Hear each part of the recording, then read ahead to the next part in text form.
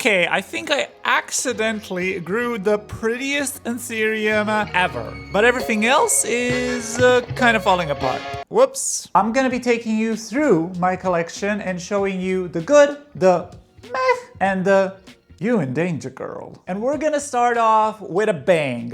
A plant that has been taking my breath away. And that is my anthurium Bessier F papillabinum. I'm sure this boy is gonna be the thumbnail because look at that leaf.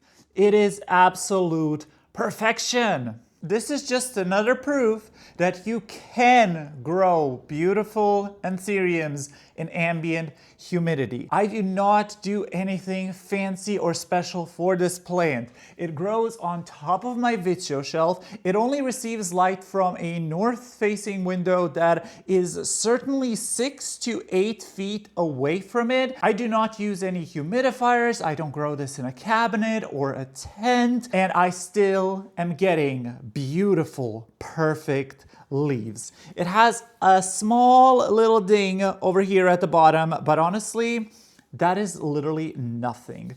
This leaf formed perfectly. It doesn't have a single speck of damage on it. I honestly am kind of shocked that I managed to grow such a beautiful leaf. Kind of proud of myself and kind of gagged. If I had to guess why this leaf turned out so beautiful, I would say it has to be my watering habits. I do not let this plant dry out. I feed it heavily, and I also feed it with silica every single watering. All those things combined resulted in this perfection of a leaf. Now we gotta address something a little bit sad, and it has to do with my Hoya linearis. If you've been on my channel for any amount of time, you will know that I have been dealing with thrips for forever, and unfortunately they got to my girly, to my Hoya linearis. So I actually gave this plant a pretty severe chop. It's still long, but it's definitely a lot shorter than it used to be. I do regularly prune this plant, but I have never pruned it this much. And now that it's actually a little bit shorter, it actually has a lot more space till it hits the floor. So I hope that we will get some new growth. Hopefully it will become even more bushy, and hopefully I will be able to get rid of the thrips. I mean, having any sort of pests on the linearis is kind of a nightmare just because of the way that this plant is so bushy and has so many nooks and crannies where the pests can hide at. Oh, but I have another stunning update for y'all, and it has to do with my anthurium Wendelingeri, who is currently working on a brand new leaf, and it is so long. Look at it. It is literally almost as long as my arm, which is insane. I never got such a beautiful long leaf on this plant, and y'all know I love long things, okay? The previous leaf was this one, pretty long, but the newer one is even longer. And it virtually has no damage. Previous leaf did get unfortunately ripped because this was emerging during my move, but this new one, she is perfect. And I have been watching this plant like a hawk because this is another one that unfortunately got attacked by thrips. So I'm making sure to regularly shower this plant, and again, keep up with the watering. That's my number one tip with any sort of houseplant, but especially anthuriums. Keep up with the watering, and you will get beautiful long leaves like this one. Unfortunately, the thrips did get to a lot of my plants, including my Hoya Crimson Queen, but she's still doing well and looking gorgeous. And then we have this plant over here that I don't really talk about. I don't even know if I've ever shown it on my channel. This is the variegated Dischidia something something. And this plant used to live in my bedroom back at my old place, and I just never showed it because my bedroom plants were neglected.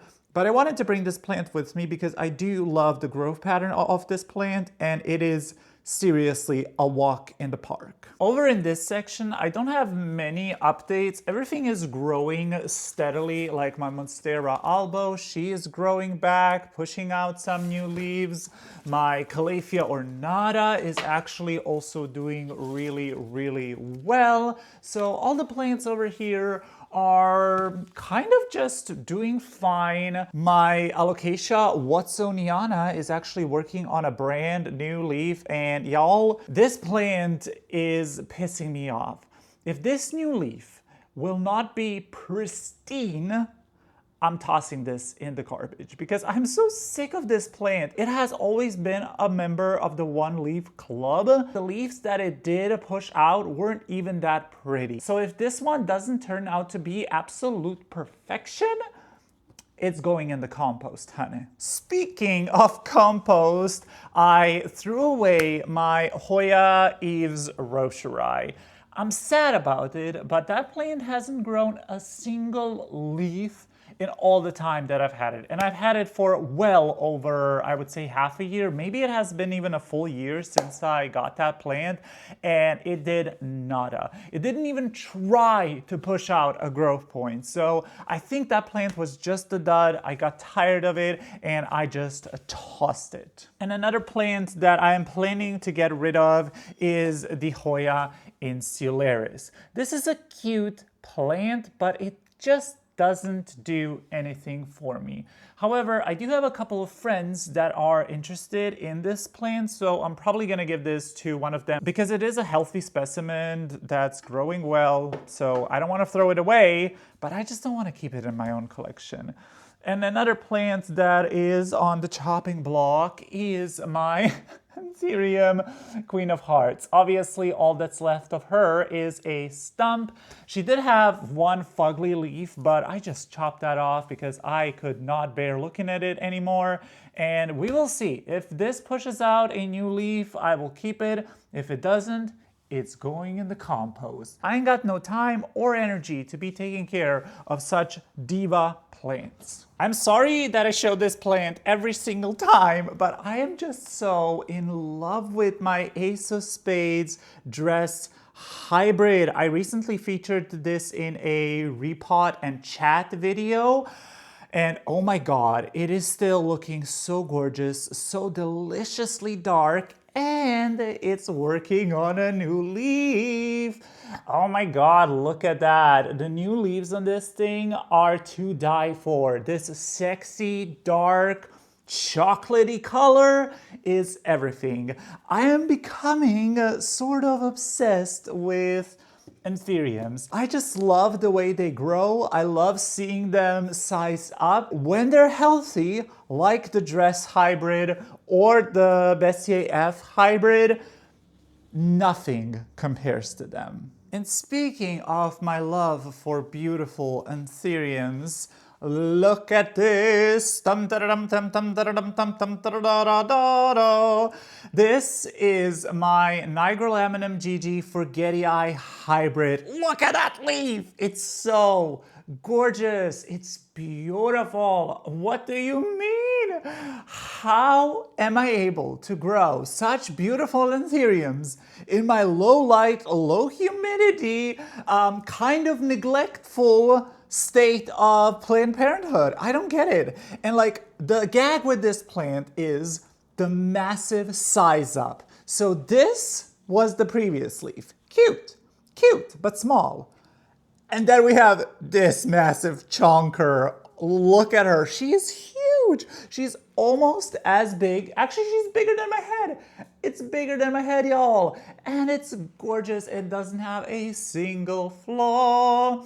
Now, I am watching this one like a hawk as well because I am scared that the thrips will get to her. This is quite a thin-leafed anthurium. Either way, I freaking love this thing. It is stunning. And we went through quite a journey. I actually received this as a pretty big specimen. The leaves were somewhere in this realm, and it rotted promptly upon me receiving it. So this is me growing it out from basically a stump, and now that I'm getting these big, beautiful, mature leaves, speechless. I'm just speechless. It's gorgeous. My Burley Marks flame is doing well. No new growth, but I can feel that she is getting a little preggo, so fingers crossed that I will receive a new leaf on her soon and that I will get some more fenestrations.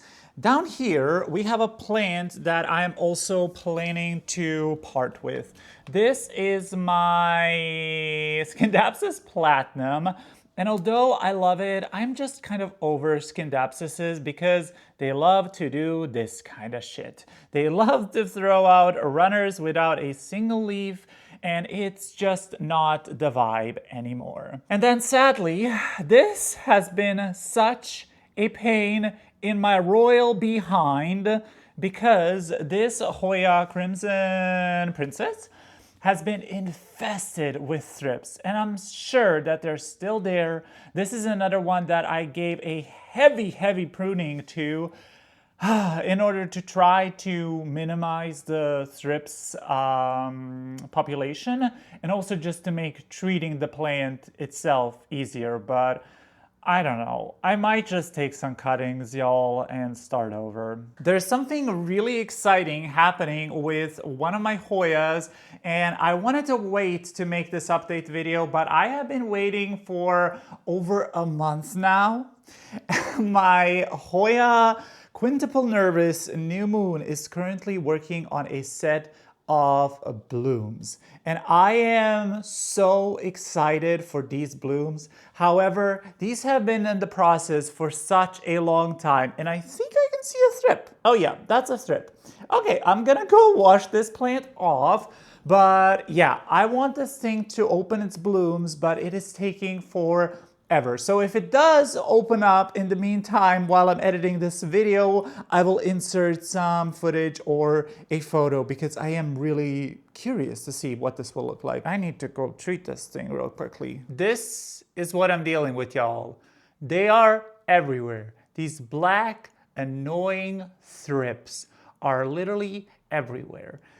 I honestly have been considering getting beneficials. One of you did show me a resource where I could get some beneficials, so I might go down that route and just kind of fork over the cash because I'm getting real tired of this shit. I don't know what happened. I never had this sort of issue. I had thrips for years and years and years, but they would be on isolated plants, mostly on like monsteras and philodendrons, but now they're just everywhere. I mean, they're attacking my Hoyas, for fuck's sake. What can they do with Hoyas? Like, why are they attacking thick-leaved plants? I don't get it. And I just don't have the time to be treating all of my plants constantly, like week after week after week. I'm tired. They're annoying, but also like, my plants are doing fine, so it just is what it is. It's my kryptonite. Thrips are my kryptonite. This is another plant that I will probably be getting rid of because I'm tired of it. This is my Hoya paradisia, and y'all, I thought we were turning a page with this guy. I thought me and him were finally getting along, but no. Turns out he's still doing the same bullshit he used to. So this plant grows, first of all, extremely slow, and then when it does grow, it does shit like this, where all of the new leaves just dry off and fall off. And I don't know what is happening. Also, on some of these new leaves that did form, I can see some weird blistering. I have never experienced this in like my almost 4 years of growing houseplants. So if you know what this is, please let me know. And also just this sort of yellowing is constantly happening with the newer leaves, and I'm just tired of it. Could it be flat mites or some sort of other pest? I don't know. I actually have never seen any thrips on this one, but it could be thrips related. It could be something fungal. The roots are healthy. Like I can see a good root system. So I don't think it's root related. I think this plant just hates me. Maybe it has some kind of disease.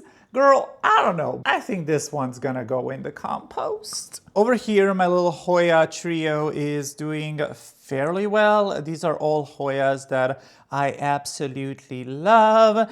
And I did find a couple of thrips on them as well, but they're still looking good, so I'm fine with that. Down here, my Hoya Bella is doing well. I gave my Maranta Lemon Lime a good chop the other day, and then I chopped completely back my variegated Maranta because this was another one that was infested with thrips. And I want to do a experiment with this plant and see whether it will regrow nicely or not. And if it doesn't, it's going in the bin. And then another exciting update, my big bitch, my Anthurium Maglux hybrid is working on a brand new leaf. And this is actually the first brand new leaf in this apartment. And it's the first leaf since repotting it into this big chunker of a vessel. So I don't know how this leaf will turn out. This is another plant that is solely relying on the north-facing window, but this one is like on the complete opposite end of that window. So it really doesn't receive a lot of light, but we'll just see. And once that new leaf does fully emerge, I will probably chop off these two leaves because they're just ugly. They have thrips damage, they have thrips, so I want to get rid of them. But as of right now, I'm keeping them so they can be a solar panel for that new. And then over here in my little TV zone area, we have some exciting updates as well. This is my Anthurium Doriakii, and it pushed out this gorgeous big new leaf. I love this plant, and I love the shape of this leaf. It literally just looks like a bowl. You could literally make your cereal in this, and I love that. Now, I recently moved this plant to this spot next to my TV. It used to live on the Vitro shelf, but I just noticed that the Barina lights are a little bit too strong for it, and it was getting bleached, and it was also trying to avoid the light. So I'm hoping that putting it over here in natural light will make it happier. Another plant that I rarely mentioned on my channel is my Philodendron esmeraldense. Similar to the variegated Dischidia, this used to live in my bedroom. And like I mentioned, my bedroom plants were getting absolutely neglected, including this one. And it's actually still getting neglected because the pole is dry. However, I am really impressed by the growth of this plant. It's so compact, it's so beautiful.